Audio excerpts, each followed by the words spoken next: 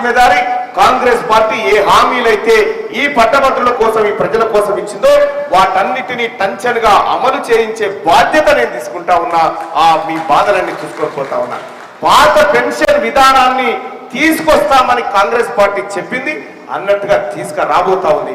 అలాగే ఉద్యోగస్తులకు సంబంధించిన పెండింగ్ డిఏలు భత్యాలు ఏరియల్స్ ఏవైతే ఉన్నాయో వాటి విషయంలో కూడా త్వరితగతిన రాష్ట్ర ప్రభుత్వం నిర్ణయం తీసుకోబోతా ఉంది.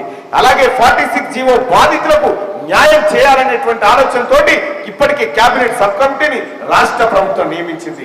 317 జీవోనైతే ఎట్టి పరిస్థితుల్లో వచ్చే ప్రసక్తి లేదు. 2008-98 డిఎస్సి క్వాలిఫైడ్ అభ్యర్థులు ఎవరైతే ఉన్నారో వాళ్లకు అతి త్వరలోనే న్యాయం చేస్తామని చెప్పి ముఖ్యమంత్రి గారు ఇప్పటికే నిర్ణయం తీసుకోవడం జరిగింది.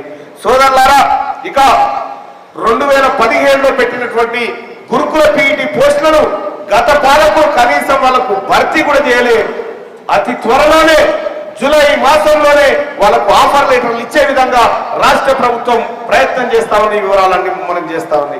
అలాగే భవిష్యత్తులో ఈ ఉద్యోగస్తులకు కానీ నిరుద్యోగులకు కానీ ఏ బాధ లేకుండా జాబ్ క్యాలెండర్ ని కూడా అతి త్వరలో రూపొందించబోతా ఉంది తెలంగాణ రాష్ట్ర ప్రభుత్వం అని చెప్పి తెలియజేస్తా ఉన్నాం.